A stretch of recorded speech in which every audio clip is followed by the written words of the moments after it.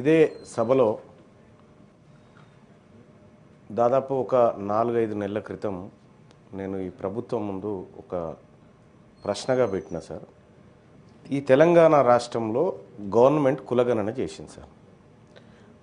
కులగణన చేసిన తర్వాత దానికోసం కొన్ని కోట్ల రూపాయలు కేటాయించి నిన్న మీరే మెన్షన్ చేసినారు ఎన్ని కోట్లు కేటాయించింది అనేది. కులగణన రిపోర్ట్ ఏది సార్?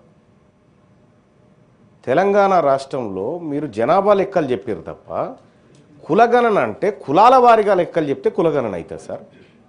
దాన్ని కులగణన అని చెప్పి ఎట్లా అనుకుంటాం సార్? ఇప్పటి వరకు అసలు కులగణన రిపోర్టే లేదు ఎక్కడ.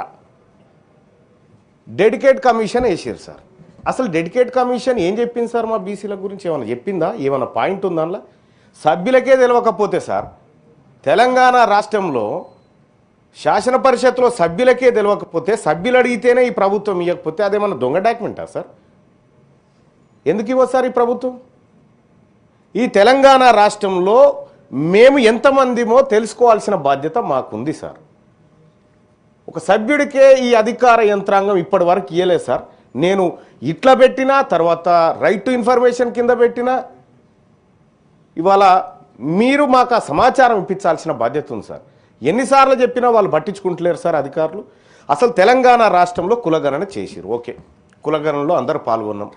కులగణన అనేటువంటి పదానికి అర్థం కులాల వారిగా లెక్కలు చెప్పినప్పుడు అర్థమవుతుంది సార్. నువ్వు జనాభా లెక్కలు చెప్పినా అవతల పడ్డావు. మరి ఇప్పుడు ఏ కులం వాళ్ళు ఎంతమంది ఉన్నారు, మా బీసీఏలో ఎంతమంది ఉన్నారు, మా బుడబుక్కలో ఎంతమంది ఉన్నారు, మా గంగిరెద్దులో ఎంతమంది ఉన్నారు, ఈ లెక్క కావాలి కదా సార్. ఈ లెక్క ప్రభుత్వం చేసి దగ్గర పెట్టుకొని దాచిపెట్టుకుంటారు కదా సార్. ఇది చేసింది ప్రజాసొమ్ముతో చేసినటువంటి సర్వే పబ్లిక్ డొమైన్లో పెట్టకుండా దాచిపెట్టుకుంటుంది. ఎందుకు భయపడుతుంది ప్రభుత్వం ఇది బయట పెట్టడానికి? డెడికేట్ కమిషన్ రిపోర్ట్ సార్, ఏకసభ్య కమిషన్ తోటి వేసినారు సార్. ఆయన రిపోర్ట్ ఇచ్చినారు. ఆ డెడికేట్ కమిషన్ రిపోర్ట్ ఆధారంగా సూచనల మేరకు 42% అని చెప్పి బిల్లులో పెట్టినారు సార్. మనం అందరం సపోర్ట్లు కొట్టినాం. కానీ ఆ రోజు నుంచి అడుగుతా ఉన్నాం సార్, ఆ డెడికేట్ కమిషన్ ఏం సూచనలు చేసింది? బీసీ ఏ వర్గాల కోసం ఏం చేసింది, బీసీ బి వర్గాల కోసం ఏం చేసింది, సి వర్గాల కోసం ఏం చేసింది, డి వర్గాల కోసం ఏం చేసింది? ఆ సూచనలన్న బయటికి రావాలి కదా సార్. ఇప్పటి వరకు కనీసం ఒక సభ్యుడికి కూడా ఈ తెలంగాణ రాష్ట్రంలో కులాల వారి పరిస్థితులు, ఆర్థిక స్థితిగతులు, సామాజిక స్థితిగతులు ఒక సభ్యునికే తెలియకపోతే ప్రభుత్వం లెక్కలు చేసి దాచిపెట్టుకుంటే మరి ప్రభుత్వాన్ని ఏమంటారు సార్? ఎప్పుడు ఇస్తారు సార్ మాకు ఈ లెక్కలు? ఈ రాష్ట్ర ప్రభుత్వం సమాధానం చెప్పాలి. ఈ తెలంగాణ రాష్ట్రంలో సార్ గాడిదలు 2000 ఉన్నాయని లెక్క చెప్పింది సార్ ఈ ప్రభుత్వం. మేము ఎంతమంది ఉన్నామో చెప్తలేదు. గాడిదలు 2000 గాడిదలు ఉన్నాయని సోషో ఎకనామిక్ అవుట్లుక్ సర్వేలో ఎన్ని గాడిదలు ఉన్నాయి తెలంగాణలో అంటే 2000 ఉన్నాయని చెప్పారు సార్. పందులు ఎన్ని ఉన్నాయో ఉన్నాయి సార్, కుక్కలు ఎన్ని ఉన్నాయో లెక్క ఉంది. మరి మేము ఎంతమంది ఉన్నాం సార్? తెలంగాణ రాష్ట్రంలో ముదిరాజులు ఎంతమంది ఉన్నారో లెక్క తెలవాలా వద్దా సార్? తెలంగాణ రాష్ట్రంలో యాదవులు ఎంతమంది ఉన్నారో లెక్క తెలవాలా వద్దా సార్? తెలంగాణ రాష్ట్రంలో పద్మశాలీలు, గౌడ్లు, మున్నూరు కాపులు వీళ్ళు ఎంతమంది ఉన్నారో లెక్క తెలవాలి కదా సార్.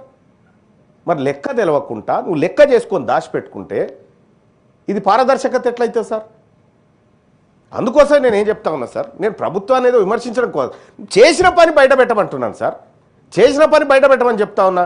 డెడికేట్ కమిషన్ ఏం చెప్పింది, మేమేం చర్యలు తీసుకోవాలి, మేము ప్రజలకి ఏం చెప్పాలి, వాళ్ళ స్థితిగతులు ఎట్లా అంచనా వేయాలి, మేము అవి ఏం లేకుండా దాచిపెట్టుకొని తాళం వేసుకొని పోతే ఈ ఎన్ని రోజులు దాచిపెట్టగలుగుతారు సార్? మహా అయితే ఇంకొక 2 ఏళ్ళు దాచిపెట్టగలుగుతుంది ఈ ప్రభుత్వం.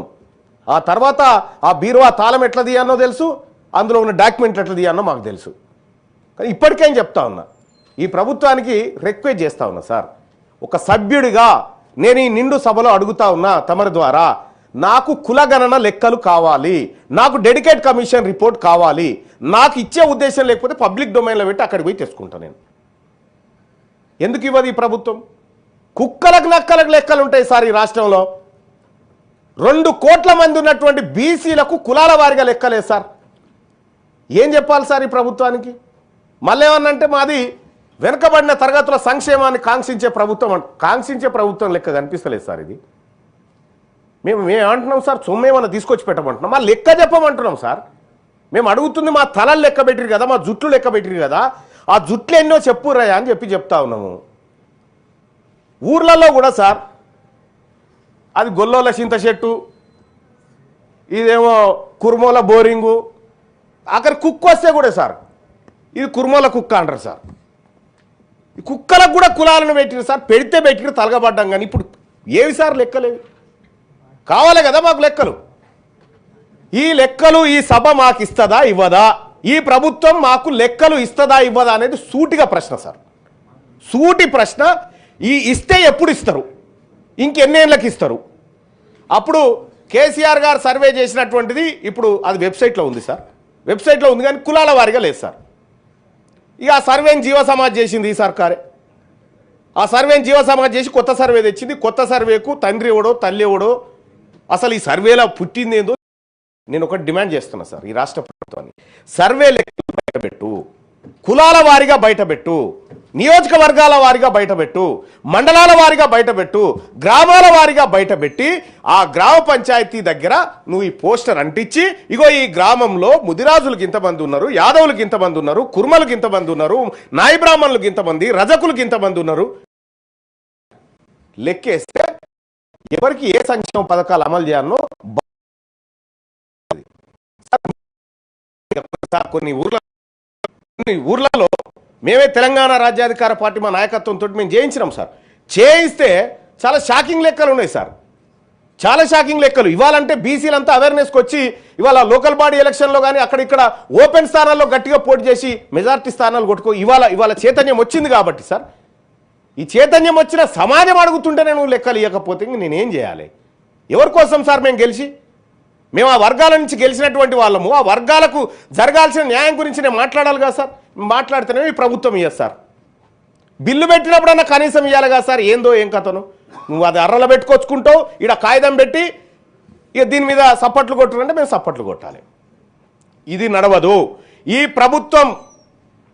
ఈ ప్రభుత్వాన్ని ఖచ్చితంగా అడుగుతా ఉన్న ఈ వేదిక నుంచి నాకు కులగణన లెక్కలు కావాలి, డెడికేట్ కమిషన్ రిపోర్ట్ కావాలి. మీరు ఆదేశించాల్సిందిగా కోరుతా ఉన్నాను సార్. Thank you. గౌరవ